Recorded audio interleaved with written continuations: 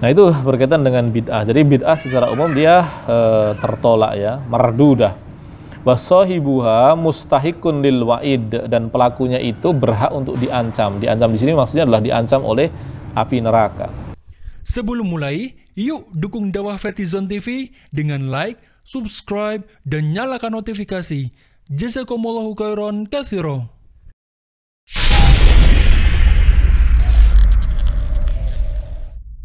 Assalamualaikum warahmatullahi wabarakatuh. Bismillahirrahmanirrahim. Alhamdulillahirabbil alamin wa bihi nasta'in ala umurid dunya waddin, wassalatu wassalamu ala asyrafil anbiya'i wal mursalin Muhammadin wa ala alihi wa sahbihi ajma'in. Amma ba'du. Rabbana zidna ilma warzuqna fahma.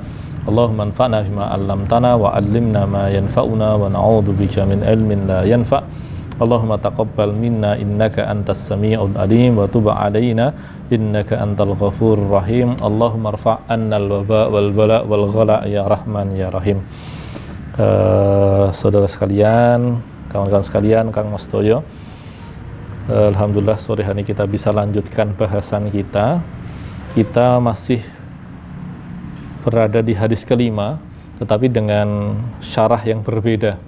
Kalau kemarin menggunakan syarahnya Syekh Hisham Kamil Hamid Musa dari tradisi Al-Azhar yang merupakan rusukannya saudara-saudara kita NU, kalau yang ini adalah dari Fathul Qawiyil Matin, karangan dari Abdul Muhsin Al-Abbad dari Madinah, yang biasanya menjadi rusukan kawan-kawan kita, saudara-saudara kita Salafi. Nah, itu dia. Hadisnya adalah hadis yang bisa dibilang sensitif. Nah, tapi sensitif bagi orang yang jarang mengkaji. Bagi orang yang mengkaji sebetulnya biasa saja. Hadisnya adalah hadis, istilahnya hadis bid'ah. Hadis tentang bid'ah. Oke ya, saya ulangi. Kita akan mendengar kembali bunyi hadisnya. An ummil mu'minina Ummi Abdillah Aisyah radhiyallahu anha qalat, dari ibunya kaum mukminin, dari ibunya orang-orang beriman, julukannya Ummu Abdillah, namanya Aisyah radhiyallahu anha, bisa juga radhiyallahu anhuma, semoga Allah meridhoinya ataupun meridhoi beliau dan bapaknya, yaitu Abu Bakar As-Siddiq.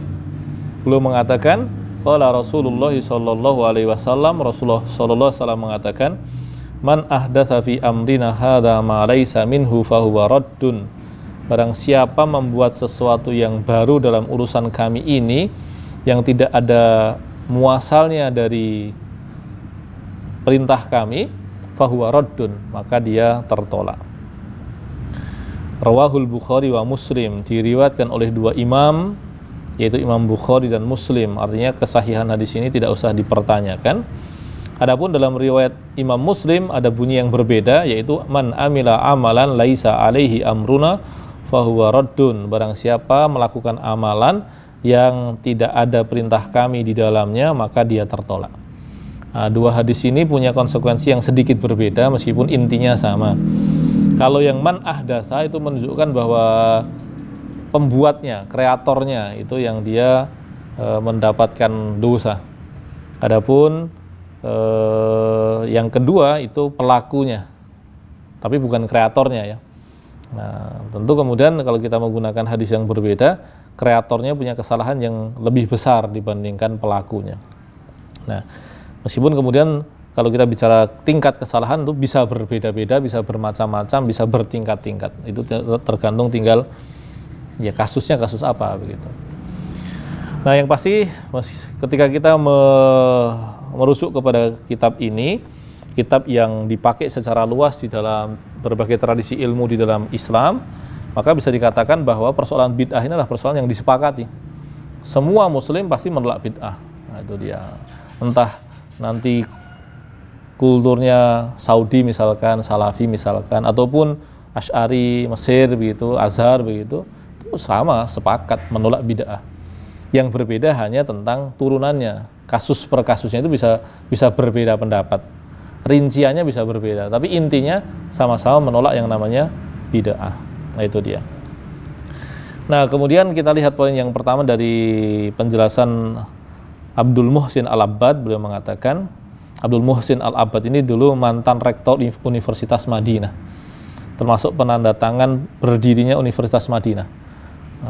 Salah satu penanda tangan universitas tersebut dari Indonesia adalah Profesor Kiai Haji Mahmud Yunus. Wah, itu ya. Salah satu alim dari Sumatera Barat dan tokoh pendidikan di Sumatera Barat.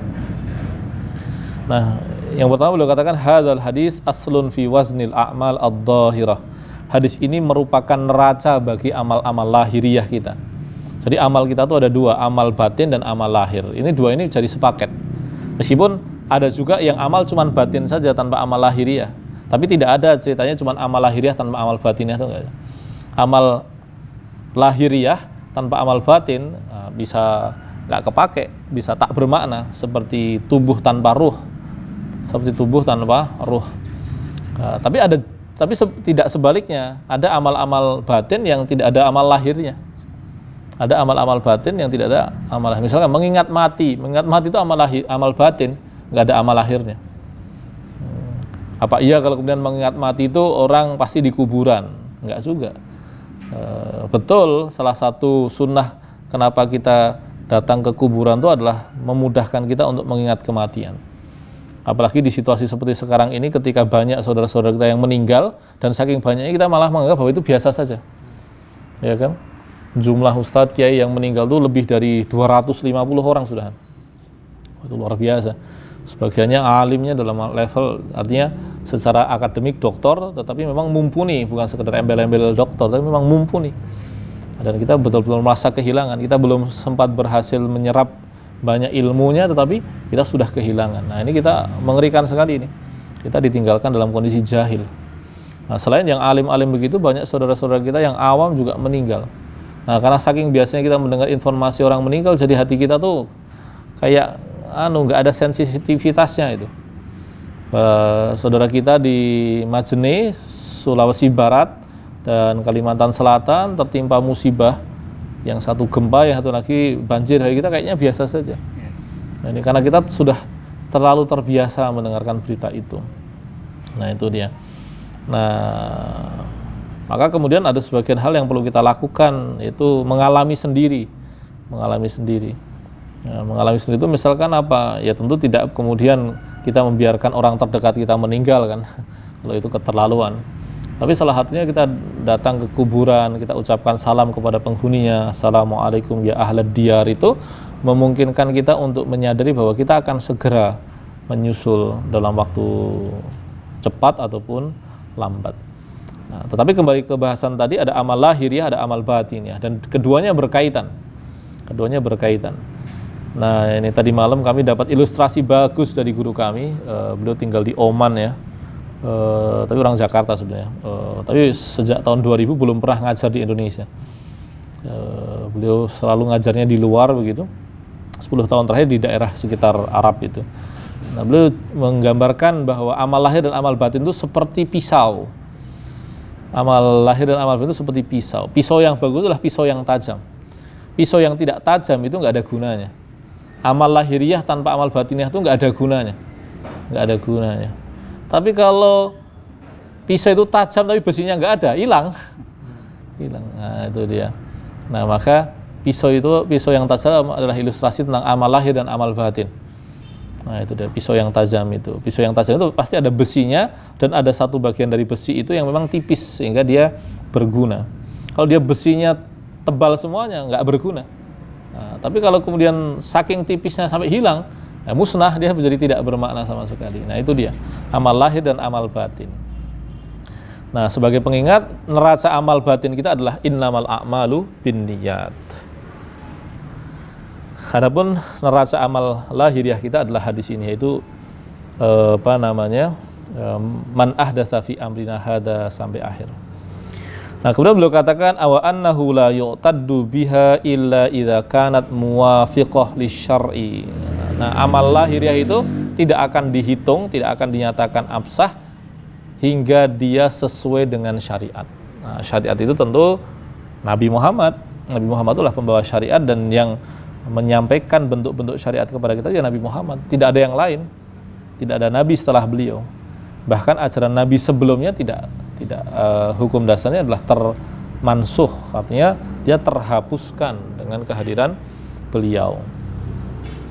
Nah, lalu kemudian beliau katakan, maksudnya pensyarah kitab ini dikatakan, kama anna hadis innamal a'malu binniyat aslun fil a'mal al-batiniyah atau al-a'mal al-batinah. Sebagaimana hadis innamal a'malu binniyat adalah pangkal atau neraca bagi amal-amal batin kita. Wa anna kulla amalin yutaqarrabu fihi ilallahi la budda ayyakuna khalisan lillah. Bahwasanya semua amal yang kita gunakan untuk mendekatkan diri kita kepada Allah harus murni, jernih, bersih untuk Allah semata, dan di saat yang sama ayyakuna mu'tabaron biniyatihi, mohon maaf bukan di saat yang sama, tapi penguatnya yaitu dia dihitung berdasarkan niatnya. Nah, ini yang disebut dengan syurut qabulil amal, syarat diterimanya amal. Amal itu diterima dengan dua syarat yang harus terpenuhi bersama. Syarat yang pertama adalah niat yang ikhlas, dan yang kedua adalah cara yang benar. Ini konsekuensi dari kalimat syahadat kita. Asyhadu alla ilaha illallah berkonsekuensi pada harus bersihnya niat kita, sedangkan wa asyhadu anna muhammadar rasulullah berkonsekuensi pada sesuainya amal kita dengan prosedur. Istilahnya ada SOP-nya. Jadi kalau dalam istilah tindakan-tindakan umum itu ya tujuan dan SOP-nya benar itu. SOP-nya benar, tujuannya salah, berarti ada penyalahgunaan ya. Kalau SOP-nya benar, kalau SOP-nya niat tujuannya benar, SOP-nya salah, ya tetap dia nyatakan salah. Ya sama. Ketika kita mengatakan la ilaha illallah muhammadur rasulullah, maka secara batin amal kita ditujukan untuk Allah, secara lahir dia bersesuaian dengan caranya Nabi kita Muhammad Sallallahu Alaihi Wasallam. Itu konsekuensi saja kok sebetulnya. Nah, idza fu'ilat al-ibadat, ini penjelasan kedua ya, idza fu'ilat al-ibadat kal wudu wal ghusli minal janabati was salati wa ghairi dzalika. Jika amal-amal ibadah seperti wudu, mandi janabah, salat dan sebagainya, idza fu'ilat ala khilafi syar'i fa innaha takunu mardudatun ala sahibiha ghairi mu'tabaratin. Nah, jika semua amal itu menyelisihi prosedur yang ditetapkan oleh Nabi kita Muhammad sallallahu alaihi wasallam, maka dia tertolak. Tertolak itu artinya apa? Dia tidak dihitung, tidak dianggap. Seperti kita ngumpulkan ulangan itu kan, tugas, Pak ini saya ngumpulin tugas, nggak bisa nggak diterima gitu. Loh kenapa Pak? Lah ini salah semua. Aturannya kan kamu pakai, misalkan kita ngumpulin tugasnya pakai folio itu. Ini ngumpulinnya pakai ini kertas karton itu atau kertas bungkus nasi itu kan. Nggak bisa diterima. Nah itu udah salah dulu tuh. Atau kita contoh ke kampus itu mau wisuda, perintahnya ngumpulin foto berwarna. Kita ngasih fotonya udah hitam putih, kemudian selfie lagi itu. Oh, enggak lah, pasti akan ditolak. Ya sama itu. Sebetulnya ini logis saja sebetulnya. Prosedur-prosedur standar yang perlu kita lakukan. Nah, dia mardudah, dia dikembalikan. Ini nggak bisa dianu dulu itu. Ghairu mu'tabarah, nggak dinilai, tidak akan dianggap. Wa annal ma'khud bil aqdi al fasid yajibu radduhu ala sahibihi wala yumlak. Nah, turunannya adalah berkaitan dengan muamalah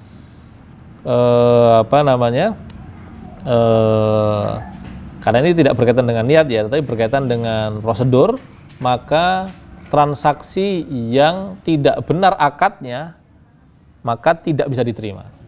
Nah, itu dia. Misalkan contoh paling gampang, anak kecil, nah, misalkan seadiknya itu, kamu tadi siapa namanya? Nah, Zul ya. Nah, misalkan kayak kasusnya di berita tuh, dia pakai kartu kreditnya orang tuanya, pesan pesawat itu, pesan pesawat. Wah, pesawatnya mau dikirim tuh sudah tuh.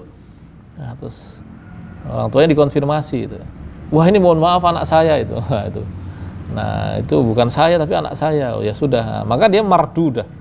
Dia secara muamalah dia langsung tertolak. Karena asalnya transaksi besar khususnya yang dilakukan oleh anak-anak itu tidak dianggap, tidak dinilai, dia tidak bisa diterima itu.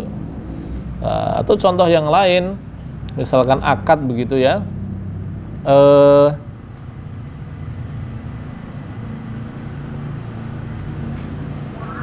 pinjam uang, oke ya, pinjam uangnya adalah untuk ini saya bisnis nih, ini saya bisnis.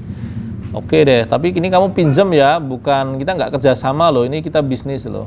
Ini kamu tak pinjemi loh, kita bukan akad bisnis ya. Assalamualaikum warahmatullahi wabarakatuh. Nah, nanti syaratnya pokoknya kalau rugi saya nggak mau rugi nih. Tapi kalau untung saya dapat, bahkan kalau perlu untung nggak untung saya perlu dapat persentase gitu. Nah, akad seperti ini akad rusak. Akad rusak itu dia nggak sah. Jadi setiap tambahan yang diberikan peminjam kepada orang yang meminjamkan uang, nah itu tidak diterima karena dia akadnya rusak, karena dia akadnya adalah menjadi riba. Maka dia akdul fasid, akad yang rusak. Nah itu tadi turunannya banyak. Nah ini yang ilmunya butuh spesialisasi untuk zaman sekarang, karena akad-akad hari ini sudah menjadi sangat kompleks. Di Indonesia ini yang terkenal dengan itu ada 2 orang kan yang secara publik terkenal karena karyanya populer.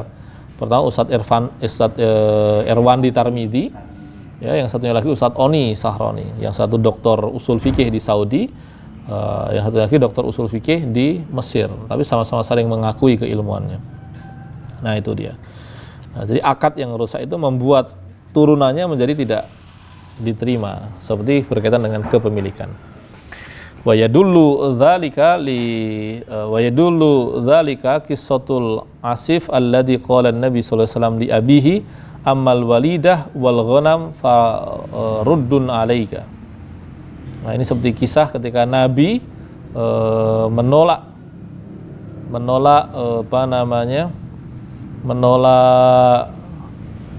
salah seorang sahabat yang ingin menyelamatkan saudaranya dari hukuman dengan cara menyogok Nabi. Maka Nabi katakan, ini dikembalikan padamu. Oke, ini dikembalikan padamu. Wallahu a'lam. Kemudian yang ketiga, wa yadullul hadisu ala anna man ibtada'a bid'atan laisa laha aslun fi syar'i fahiya mardudah. Nah, ini kesimpulan paling standar, yaitu bahwasanya orang yang membuat sebuah tindakan baru, sebenarnya bid'ah itu, ini yang harus kita ceritakan ya. Bid'ah itu tidak hanya berkaitan dengan amal. Bid'ah itu ada yang berkaitan dengan persoalan keyakinan. Maka bid'ah ada yang berkaitan dengan akidah, ada yang berkaitan dengan syariah. Bahkan ada yang meluaskannya bid'ah berkaitan dengan akhlak gitu misalkan. Contoh bid'ah yang berkaitan dengan akhlak itu misalkan ada yang memasukkan tuh apa? Cara hidup yang luxury itu, glamor gitu, itu bagi para generasi terdahulu itu tidak masuk ke dalam karakteristik generasi awal. Tapi yang paling umum berkaitan dengan akidah dan ibadah. Nah, berkaitan dengan akidah ini yang paling berbahaya. Jadi bid'ah dalam ibadah itu tentu buruk, tapi bid'ah dalam akidah itu bahayanya lebih mengerikan. Nah, dan di zaman sekarang ketika kebingungan berpikir itu makin luas, makin merajalela di mana-mana, tersebar melalui perkataan-perkataan yang aneh-aneh misalkan, lalu kemudian difasilitasi oleh media-media sosial yang begitu beragam, maka bid'ah-bid'ah dalam akidah ini semakin luas tersebar itu. Ada yang bahasa gampangnya ada yang ekstrim kanan, ada yang ekstrim kiri. Bid'ah akidah dalam ekstrim kanan itu misalkan ada saudara muslim kita yang mudah sekali mengkafirkan saudara muslim lainnya. Nah itu adalah contoh bid'ah akidah yang ekstrim kanan. Tapi ada juga bid'ah akidah yang ekstrim kiri, yang kemudian terhadap agama yang berbeda dia sangat welcome. Sangat welcome. Amaliyah dari agama-agama lainnya dia akomodir, dia serap begitu dan dia lakukan. Misalkan ketika musim Natal kemudian dia bersolawat di di gereja begitu. Itu termasuk bid'ah akidah yang berbahaya. Nah, yang paling menakutkan adalah jika bid'ah akidah itu termasuk ke dalam pembatal keislaman, maka status yang bersangkutan di sisi Allah itu sudah keluar dari Islam. Nah, itu yang paling menakutkan. Nah, itu kita kasihan pada saudara-saudara kita yang masuk dalam bid'ah akidah. Adapun bid'ah amal tentu jauh lebih ringan. Tetapi bukan berarti kemudian kita bisa biarkan saudara-saudara kita melakukan itu. Nah, itu berkaitan dengan bid'ah. Jadi bid'ah secara umum dia tertolak ya, mardudah. Wasahibuha mustahikun lil wa'id, dan pelakunya itu berhak untuk diancam. Diancam di sini maksudnya adalah diancam oleh api neraka. Kata takwa di dalam Quran, dalam hadis itu artinya adalah menciptakan atau membuat perlindungan atau tameng antara diri kita dengan api neraka sebetulnya. Karena kata takwa itu dari kata wikoyah. Wikoyah itu artinya tameng. Orang bertakwa adalah orang yang memasang tameng antara dirinya dengan murka Allah atau antara dirinya dengan api neraka. Nah, maka orang yang melakukan bid'ah itu sama dengan orang yang dia tidak berhati-hati terhadap apa yang Allah ancamkan kepada dirinya. Wa qad qala Nabi sallallahu alaihi wasallam fi al-Madinah. Nabi pernah berucap berkaitan dengan kota beliau yang istimewa, kota Madinah. Beliau katakan, man ahdatsa fiha hadatsan au awa muhdisan fa alaihi la'natullahi. Bayangin, keras sekali kan. Barang siapa yang buat amal-amal aneh-aneh di kotaku ini, atau dia secara sengaja menciptakan amal, dia nggak melakukan tapi dia menginisiasi untuk dilakukan orang lain begitu, maka dia akan mendapatkan laknat Allah wal malaikati wan nasi ajmain. Jadi laknat dari Allah, malaikat dan semua manusia. Itu ancamannya mengerikan sekali. Dan hadis ini diriwayatkan oleh Imam Bukhari dan Muslim. Artinya hadis ini sangat kuat. Nah, itu dia. Ini yang mengkhawatirkan kan. Kemudian yang keempat, ar-riwayah as-saniyah allati inda Muslim a'ammu minar riwayah allati fis sahihaini. Nah, jadi kan hadisnya tadi kan yang berbunyi man ahdatsa itu ada di Sahih Bukhari dan Sahih Muslim. Berarti kan kekuatan kesahihannya luar biasa kan. Tingkat sahih paling tinggi itu adalah yang disahihkan oleh Bukhari dan Muslim. Nah, itu yang sahih paling tinggi. Baru di bawahnya diriwayatkan oleh Bukhari saja, baru kemudian Muslim saja, baru kemudian yang keempat itu adalah disahihkan dengan kriterium Bukhari dan Muslim, tapi oleh orang lain kan berarti. Yang kelima disahihkan oleh orang lain berarti, tapi dengan kriterium Bukhari saja. Yang keenam disahihkan oleh orang lain dengan kriterium Muslim saja, baru dengan kriterium selain keduanya. Jadi sahih itu ada tingkatan-tingkatan. Makanya ketika ketemu ada hadis sahih dengan hadis sahih, kok kemudian tampak bertentangan, itu biasanya ulama akan mencermati itu. Ini bertentangan beneran atau enggak? Atau statusnya tuh umum khusus misalkan, mutlak muqayyad misalkan. Tapi kalau nggak bisa, kalau terpaksa harus istilahnya tarjih ya. Tarjih itu artinya memilih satu, maka nanti salah satu cara paling mudah apa? Melihat tingkat kesahihannya.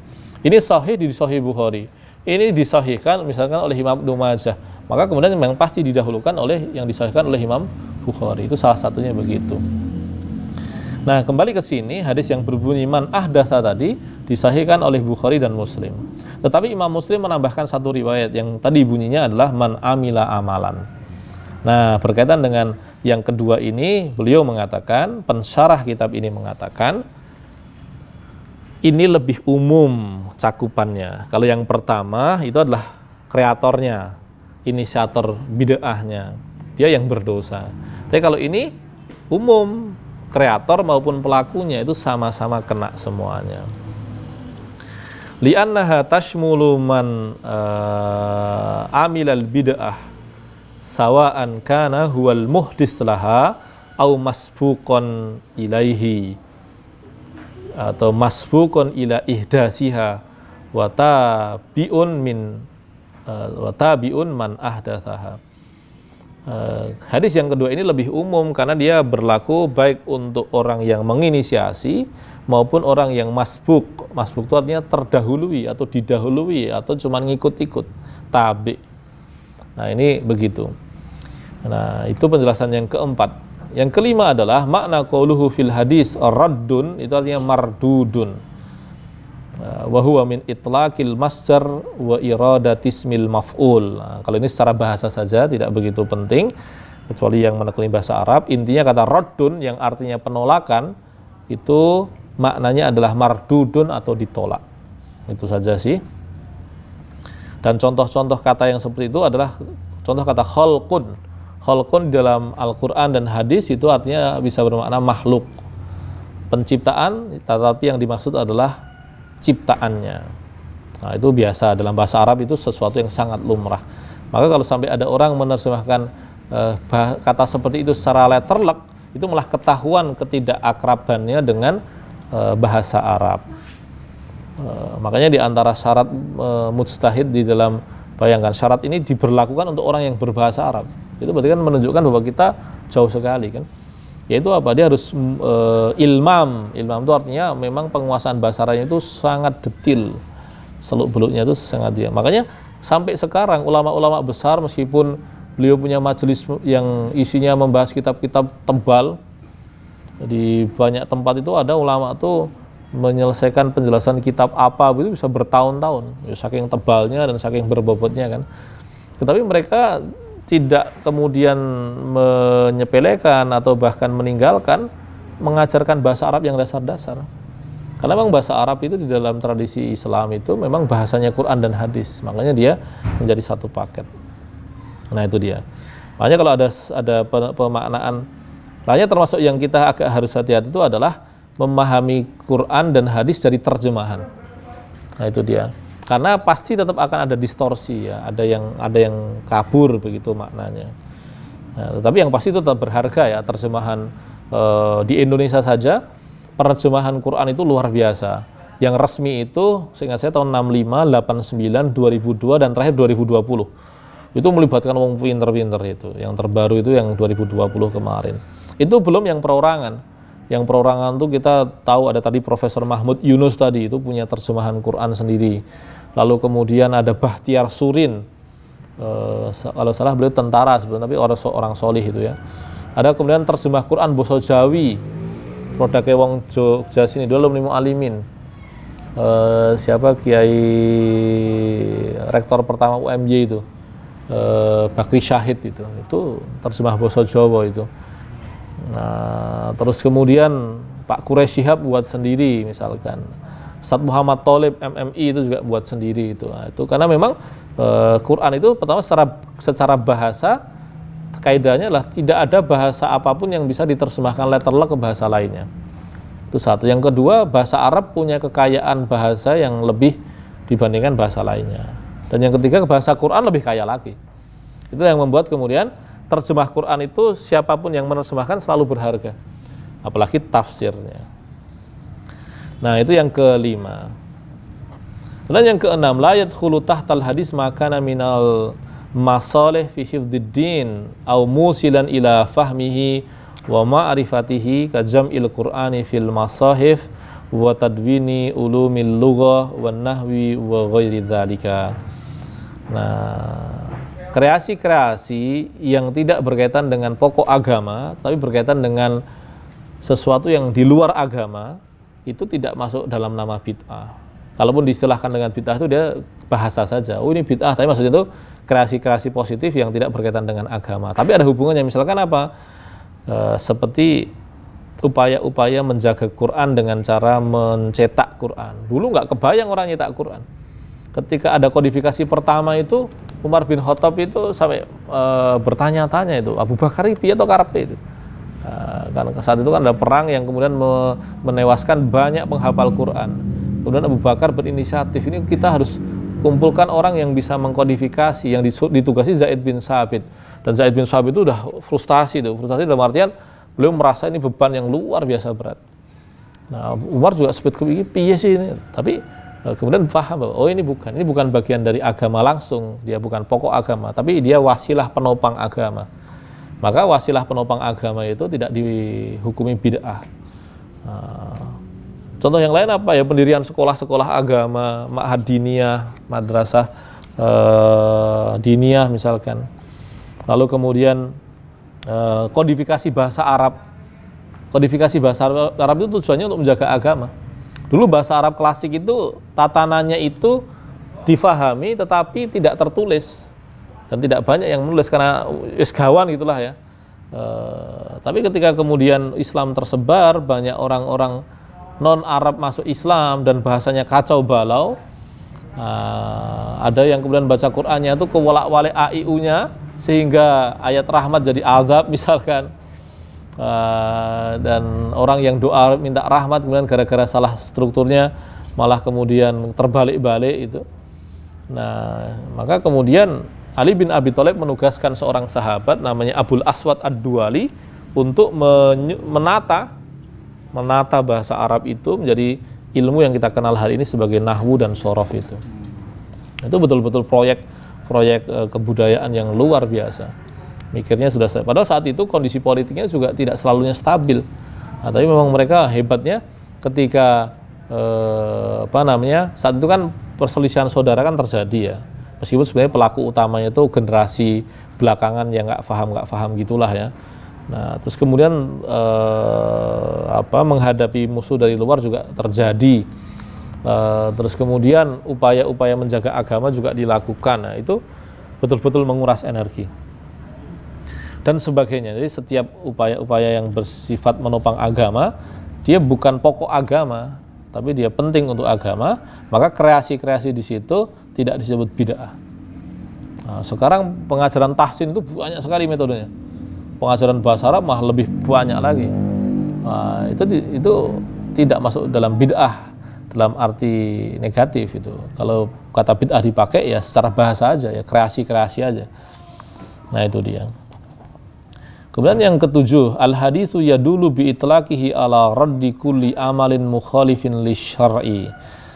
Hadis ini secara mutlak itu artinya tidak dibatasi begitu, merujuk kepada bantahan atas setiap amal yang menyelisihi syara', menyelisihi syariat, menyelisihi ketentuan.